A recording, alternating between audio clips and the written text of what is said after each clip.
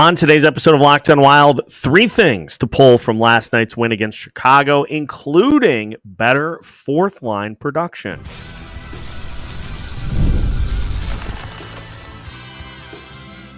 You're Locked On Wild, your daily podcast on the Minnesota Wild, part of the Locked On Podcast Network, your team every day.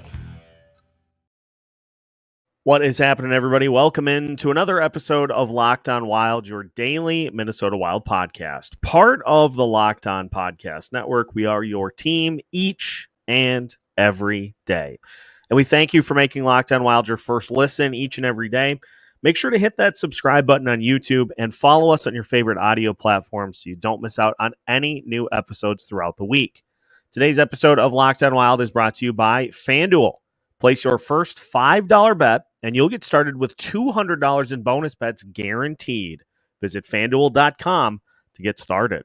On today's episode of Locked On Wild, we dive into 3 things to pull from last night's game against the Chicago Blackhawks with thoughts from John Hynes on Jared Spurgeon, the power play, and the fourth line. So let's dive right in. Obviously, it was Jared Spurgeon's first game back since missing most of the season last year due to injury. So he's looking to be on the ice more consistently this season and to help the Minnesota Wild be more consistent as well.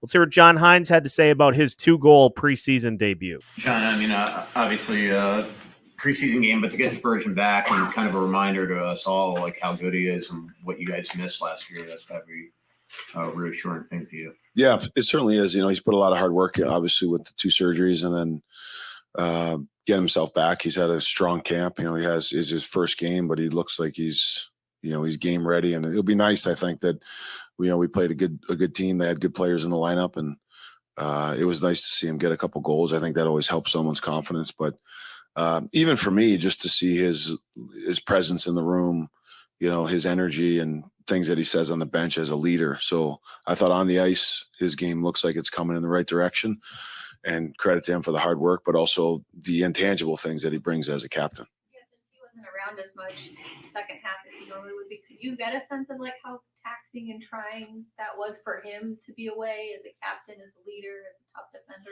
Yeah, you know, we had lots of conversations about that, and even when he was playing near the end there, he was a couple games like he's trying to untie his skate after every shift because he couldn't feel his toes, and you could see how much he battles. But the thing for me is you didn't get to experience as the coach working with the captain, and you know what he brings to a locker room, what he brings in every day in practice, the conversations that you have between a captain and a coach. We had some on the side, but it's very different when a player's out of the lineup and he can't really contribute for as long as he was. So, good all around in that situation right now. Yeah, there's so much more that goes into what a captain does other than simply producing out there on the ice. And I like that John Hynes keyed in on that, how much of an element that was missing last year from the Minnesota Wild, having Spurgeon be injured for most of the season.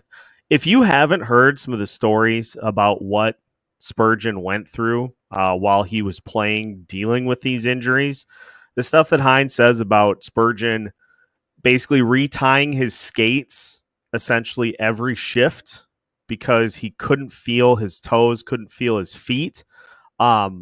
It's all stuff that he dealt with, and was basically just trying to get feeling back in his lower part of his body. And so he dealt with a ton, and obviously is at a point now where he can contribute.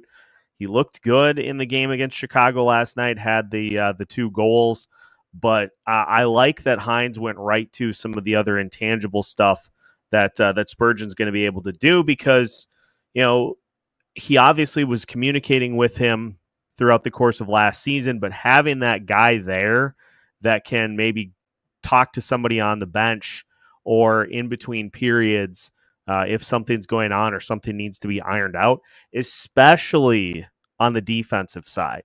Like, Spurgeon's going to be able to go in, and if there's anything, if there's any areas that need to be improved, he's going to be able to talk about those with particular players right as the game is going on. And so the Wilds often looked rudderless last season. Like they just looked like they were kind of drifting. And I don't think it's any coincidence that not having your captain on the ice was a big reason as to why. And so that was a nice part of last night's game is having Spurgeon come back and look really like an effective part of the plan for this Minnesota Wild team. And it's a Wild team that, and I know it was Chicago, but it was a Wild team that really held the Blackhawks off balance. If you look at the heat map here, and actually I'm going to share this because the heat map of the shots for Chicago is really interesting to take a look at, because just look at that area right in front of the net, right in here. Notice how few shots occurred in front of the net for Chicago.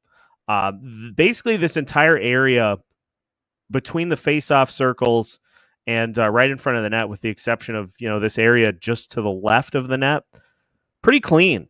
If you notice, the Minnesota Wild's shots very much darker in that area, but that's the things that you want for a defense. Is you want to keep this landing zone in front of the net. You want to keep that clean so that your goalie isn't getting peppered by shots all night. The heat maps, by the way, courtesy of Natural Stat Trick, and we're going to be looking at those a lot this season to try to help tell the story of wins and losses for this Minnesota Wild team. And so, first bullet point for John Hynes definitely tracks that having Spurgeon back is going to not only help this defense, but I think it's going to help with just keeping a lot of things in order for this Minnesota Wild team with Spurgeon back on the ice. And look, especially on offense, Spurgeon was just a huge focal point and factor in what was going on in the game last night. He had 5 shots on goal by himself and had the 2 goals. But then the thing that I like too is you look at the distribution of time that he played. So he played 3 minutes, 11 seconds on the penalty kill. You'd expect that. 56 seconds on the power play. And most of it went to Brock Faber. He got 3 minutes, 19 seconds on the power play. Declan Chisholm was second with 1 minute, 8 seconds. And then Spurgeon with 56 seconds. My preference would be, in a hierarchy, Faber, Chisholm. If they want to mix Spurgeon in on that second unit, fine. I don't have any problem with that, but I think let Brock Faber do his thing. That power play last night, which we'll talk about here in a second, power play last night looked pretty good.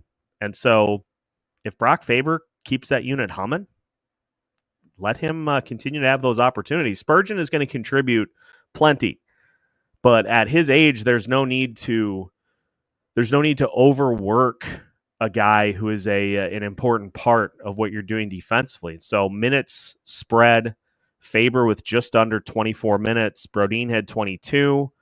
Chisholm had 19. Spurgeon had 17. I know Middleton was not part of the equation at all, but you got Damon Hunt, another guy who can certainly capably play as part of this D mix. And so there's no need to rely on just 1 or 2 guys. You've got enough quality defenders to be able to spread things out a little bit so nobody gets worn down. But I like what we saw in the plan of attack for having Jared Spurgeon be a contributing member of this team.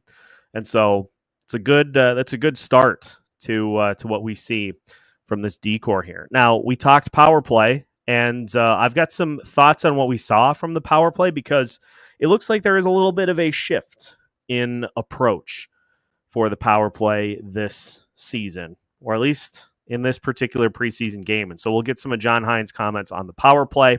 We'll also talk fourth line before we finish up today's Three Things edition of Locked On Wild. More to come after this. Today's episode of Locked On Wild is brought to you by Game Time. The NHL season is just about here. College football's back. The NFL is in full swing as well. And there is no shortage of opportunities for you to get great seats to watch your favorite teams in action this season. Game Time can help make that a possibility and take the worry out of buying tickets. They have a new feature called Game Time Picks that makes getting tickets for your favorite live events even easier. Game Time Picks filters out the fluff to show you only incredible deals on great seats, so you don't have to waste time searching through thousands of tickets. Plus, their lowest price guarantee. If you find seats that are cheaper, Game Time will credit you 110% of the difference. Take the guesswork out of buying tickets with Game Time. Download the Game Time app, create an account, and use code LOCKEDONNHL for $20 off your first purchase. Terms apply. Again, create an account and redeem code LOCKEDONNHL for $20 off. Download Game Time today. What time is it? It's game time. Welcome back to today's episode of Locked On Wild. Once again, we thank you for making Locked On Wild your first listen each and every day. For your second listen, make sure to check out Locked On NHL as we get you closer to the start of the season. Big headlines, especially if you're a fan of the Boston Bruins. That goalie situation is trending towards a messy one. So make sure to stay tuned with Locked On NHL so you don't miss out on any of the details. Continuing with our three things, and reminder for just the plan for the season is that we'll, of course, have you covered with live postcasts after the game. But then we're going to double up on our game reaction with three things from each game, 3 bullet points that are focused on by John Hynes in the post game, and we'll take a look at them and elaborate on them a little bit as part of our game reaction. So the second point that we're going to get to here is the power play. Power play had 2 goals last night, and it looks as though it's going to be a unit that should have hopefully similar, if not better, success than they did last year when they were a top 10 in power play percentage. So let's get John Hynes' thoughts on what we saw from the power play. The power play operating as designed. How proud are you of the way that they handled things tonight? It's nice. It's good to see the power plays. They've picked up where they left off last year, just as far as, they do things that make a good power play. They all have a lot of skill, but their details are good. Their work ethic is strong. They recover pucks. They extend shifts in the offensive zone, and that allows their skill to be able to come out. And it's fun to watch them play because of how competitive they are. And that's what makes them a good power play. And it's good. We want to see, we keep building our penalty kill, and there's been some good things in that too. You have to have good special teams to be a successful team. And it's nice to see now that we've concentrated a lot on the penalty kill and, a little bit more than the power play, but the power play's got work. But it's nice that they're up and running, and it looks like they're right on track where, the emphasis you put on the penalty kill hasn't taken away from that. I took some notes on the Wild's power play, just structure and kind of how they did things in last night's game, and I want to just go through and discuss what we saw. In particular, there was a power play. I think it was right at the end of the first period into the second, and it featured a lot of different looks to start. So it started with Ryan Hartman working to the right of the Chicago net. And he played a little catch with Matt Zuccarello. I think what they were trying to get was Kirill on the other side of the net from Hartman, kind of sneaking up behind the Chicago defense for a potential tap in there. It led to, Chicago was able to clear, but when the Wild got back into the zone, they started things from the top. And they did this little kind of give and go from Hartman to Joel Eriksson Ek, who went right up to the net and tried to ram one home. Quickly over to Matt Zuccarello on the other side, and they tried to get the puck out to the top for Brock Faber, but time was winding down in the period, and so puck exited the zone without more shots. The thing that is crazy to me, this was mentioned in the broadcast, I think in the game against Dallas, the Minnesota Wild averaged the 6th most shots on the power play in the entirety of the NHL last year.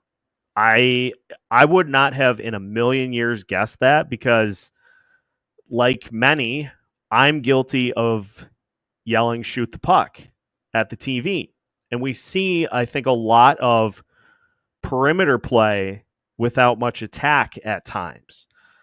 And if this is something that we see more of from this power play this season, I think it's going to lead to more consistent results, because it seems like there was a lull. There was a stretch in which I think the Wild had 3 goals and like 50 power play attempts during the season, which is just nightmarish. But I think the thing that can really help this power play out is by just changing the focal point at times. Maybe you are running things from the top. Maybe you're running things from the left face-off circle behind the net. That's another possibility. Just different focal points. So when you go into the zone, the defense isn't like, okay, they're going to go right back to this spot and are going to try to, do the same thing that they did on the previous play. Comezzo, the Chicago goalie, had 5 saves on the power play. And so you factor in the 2 power play goals, 7 total shots on 4 total power plays.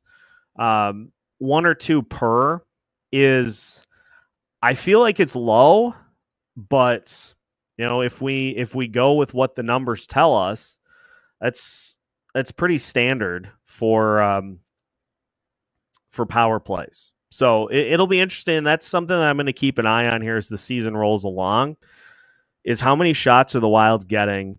Where are they coming from? And, what are we doing to change the direction of the eyes for the goalie? I'm going to go back to, let me see if I can zoom this in a little bit.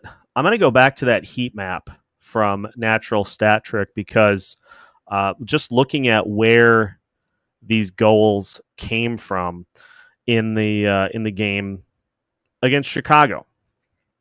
Like if we look here, so you've got 3 goals that come from between the face-off circles right to the left of the goalie.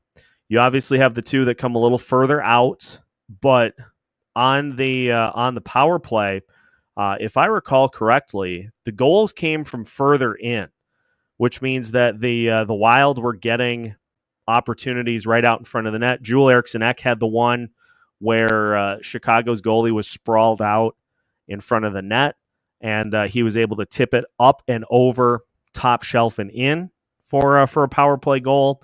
And then the other power play goal for the Wild was Kirill Kaprizov. And if I recall correctly on that one, I think that came from just outside the face-off circle, and he lasered it past.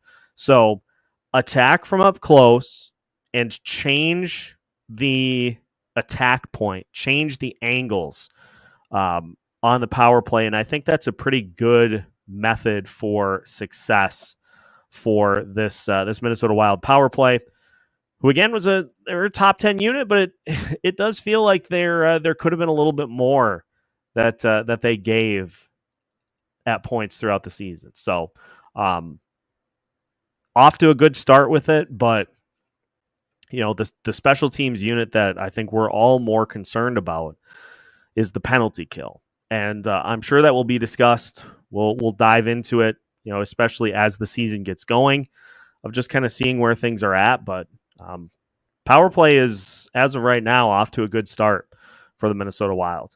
A big issue for the Wild last season was basically everyone beyond the top line scoring down the stretch.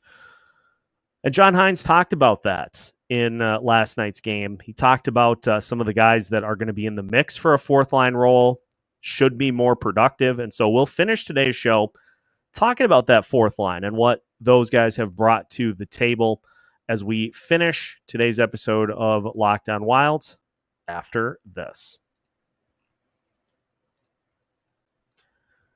Today's episode of Locked On Wild is brought to you by FanDuel. Hey, NFL fans, you can start the season with a big return on FanDuel, America's #1 sportsbook.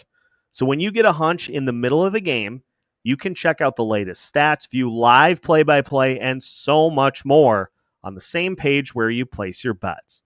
You'll even get started with $200 in bonus bets guaranteed when you place your first $5 bet. It doesn't even have to be a winner. Win or lose, a $5 bet gets you $200 in bonus bets guaranteed as a way to help you get off on the right foot here to start the season. So head to FanDuel.com right now to take advantage of this great offer. FanDuel, America's #1 sportsbook. Final segment of today's episode of Locked On Wild. Once again, we thank you for making Locked On Wild your first listen each and every day. A reminder for you that we will have you covered on Friday night for the Wild at Chicago. And I'm happy to report at this very moment, Michael Russo noting that Matt Boldy is being worked into practice here today. Potentially could see him in Friday's preseason finale just to get a little work in before the start of the regular season. Also, looks like there's a little bit of a line shift that we'll talk about as well. So all that coming up here as we finish off the show. I wanted to finish by talking about a line that I think has been really a pleasant surprise so far this season, and we've got the numbers to back it up. The fourth line combination of Jacob Lauko, Marat Huznadinov, and Freddie Gaudreau has been doing some really good things so far this season. And John Hynes nails it.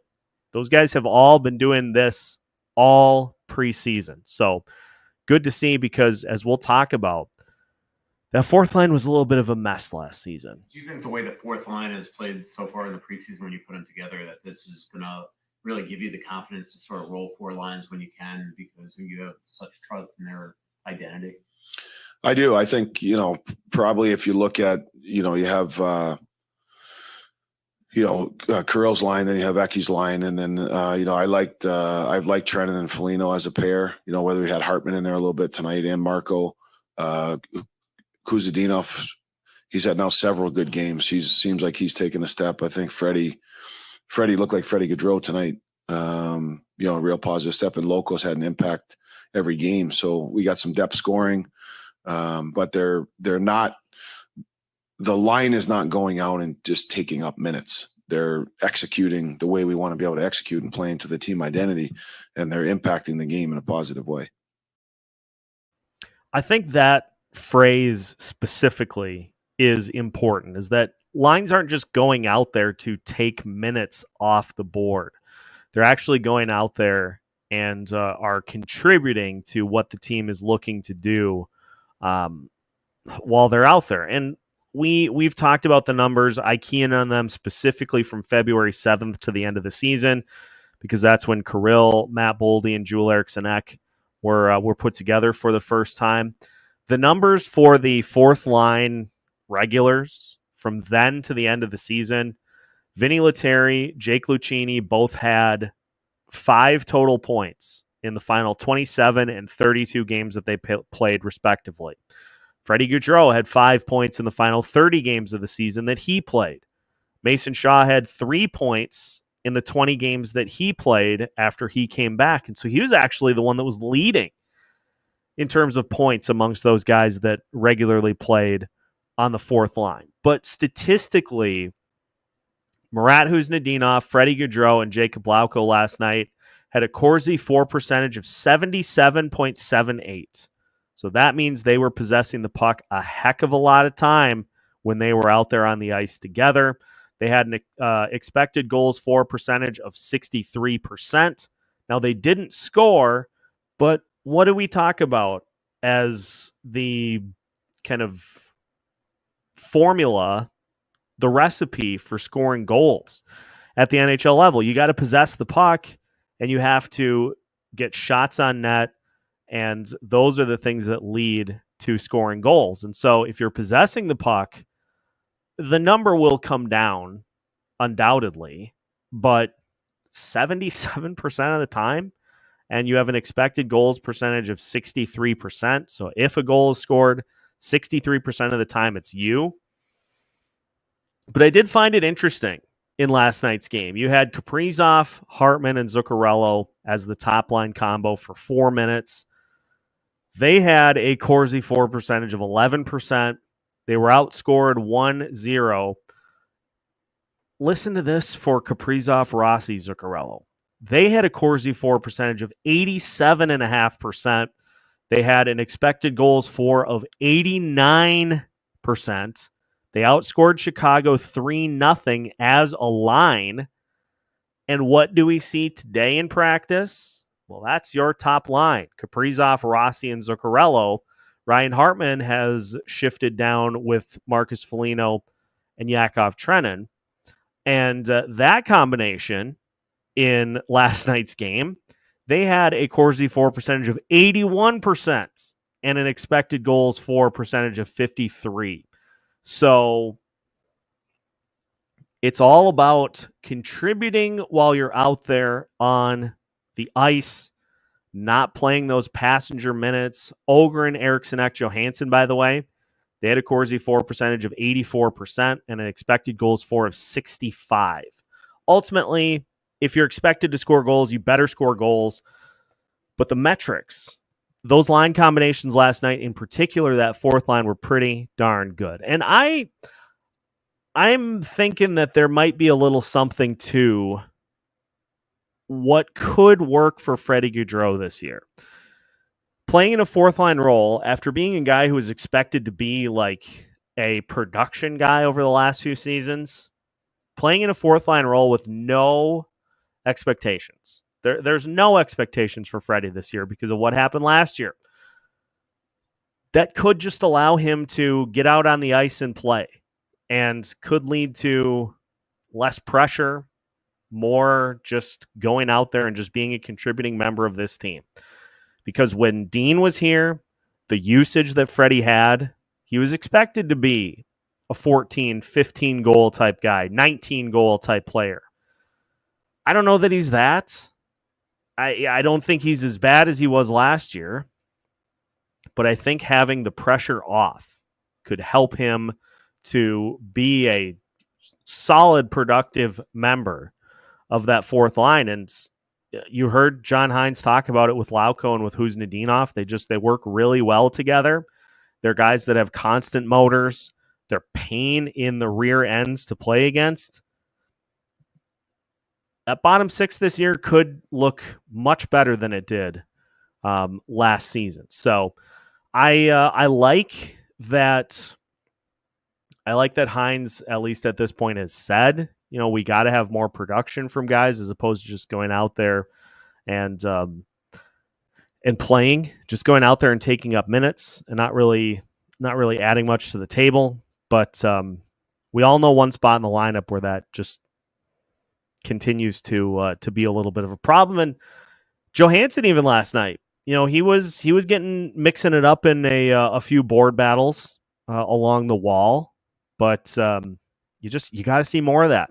Got to see more of those types of things if this team is going to be successful. You can't just coast through and expect things to happen. Like everybody's got to be full throttle contributing for this team to do anything this season. So it's going to be interesting to see what the actual line combos end up being. But at least through the preseason, things are on track in terms of production and power play execution. A lot of that stuff looks pretty darn good so far here, but all it comes down to is winning games in the regular season. So that is our three things from last night's game. We will have another episode coming later for you here today as we continue our player previews. And we got a crossover episode coming for you tomorrow as we'll be talking with Joey Erickson of Locked On Stars. Get a little more intel as to what Dallas expects to do this season. So that's coming up for you tomorrow. Make sure to hit the like button and subscribe if you don't already so you don't miss out on any new episodes throughout the week, especially as we get closer and closer and closer to the start of the season. We're going to keep you up to date every single day of the week, and you will have as much intel as anybody's going to give you on the Minnesota Wild. So make sure to stay tuned and to follow along. You can find new episodes every Monday through Friday as part of the Locked On Podcast Network.